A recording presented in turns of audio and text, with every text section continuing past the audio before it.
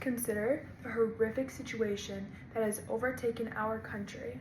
While prescription or over-medications have a place in treating pain or chronic conditions, there is a critical flaw that often prioritizes pharmaceuticals or medications over less invasive and non-addictive alternatives.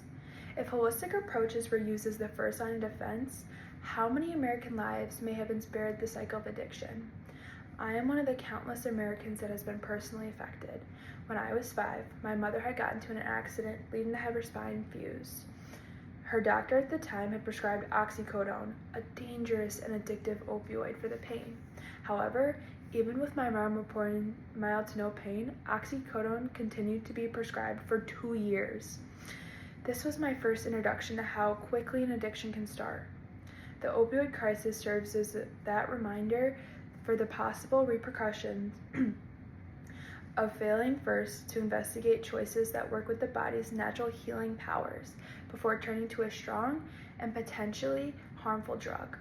Holistic healing has the ability to address underlying imbalances in the body and allows individuals to be active participants in their care plan. Our nation is struggling with a serious problem: too much medication. Look at the opioid crisis, for example. It begins in the late 1990s because drug companies aggressively marketed painkillers like oxycodone, but hiding their addictive substance in nature. Doctors often prescribe these potentially dangerous drugs widely. These overprescribed drugs led to a widespread of addiction. When prescriptions became harder to get, people turned to dangerous street drugs such as heroin or especially fentanyl, which can be far deadlier. The result? Tragic deaths, widespread addiction, and broken families, at immense cost to our healthcare system. It is clear that the problem of overprescription extends far beyond the opioid crisis itself, permitting to our entire healthcare system. We've created an environment where medications, even potent ones, are often the first and easiest line of defense. Patients, sometimes conditioned by years of this approach, can unintentionally overuse the system. This causes a tendency to prescribe strong drugs for even minor injuries or common ailments that may be better managed with less aggressive treatments. Consider the common scenario of someone receiving a powerful muscle relaxer or even low-dose opioid for a simple headache or a sprained ankle. These injuries often respond well to rest, physical therapy, or over-the-counter pain medications. This ready, available, and perceived necessity of strong medications creates a slippery slope. As Monica and others noted in 2019, once we succeed in stopping individuals from dying, we then have to deal with treating the harms caused by people living with opioid addiction to themselves and others, such as their families, loved ones, and society. This statement resonates with me because it highlights the critical truth. The immediate crisis of overdose deaths is but one facet of a much larger challenge. Even if we were to stop overprescription use today, we are left with the personal damage inflicted by damage and dependence, stemming from an addiction that is often too quick to medicate and too slow to explore holistic long-term solutions. After hearing about the immense crisis that has gripped our nation, it's easy to feel a sense of despair, but I assure you this situation is not hopeless. There are numerous different options through holistic healing that can significantly reduce this crisis in America.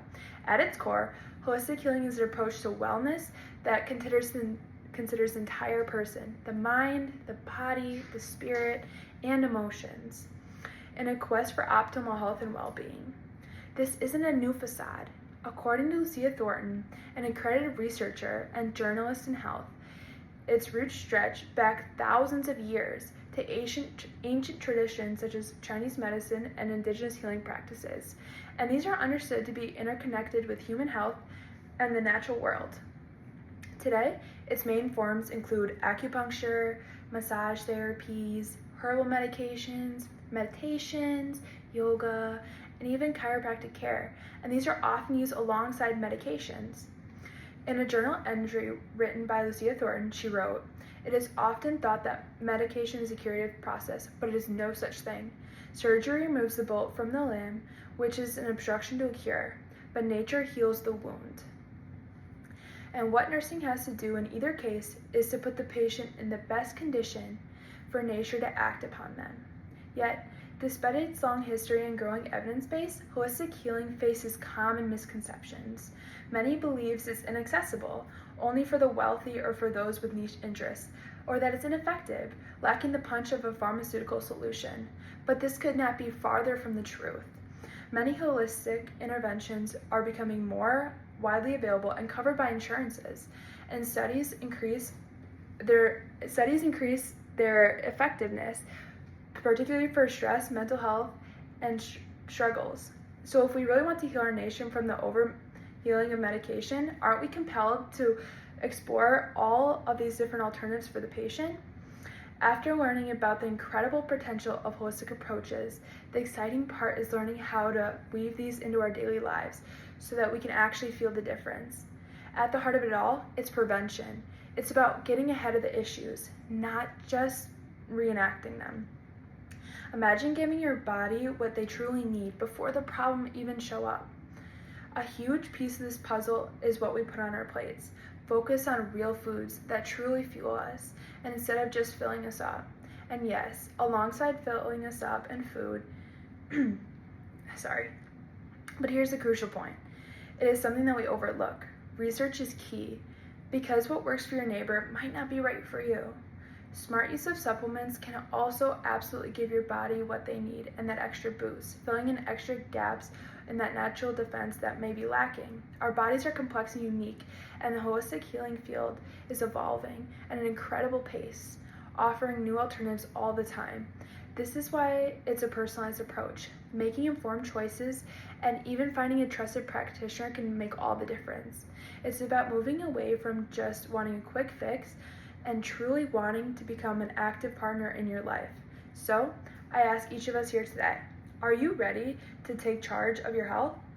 To embrace the proactive path of prevention and to truly invest in the comprehensive wellness that holistic healing offers, not just for yourself, but for a healthier future of your communities.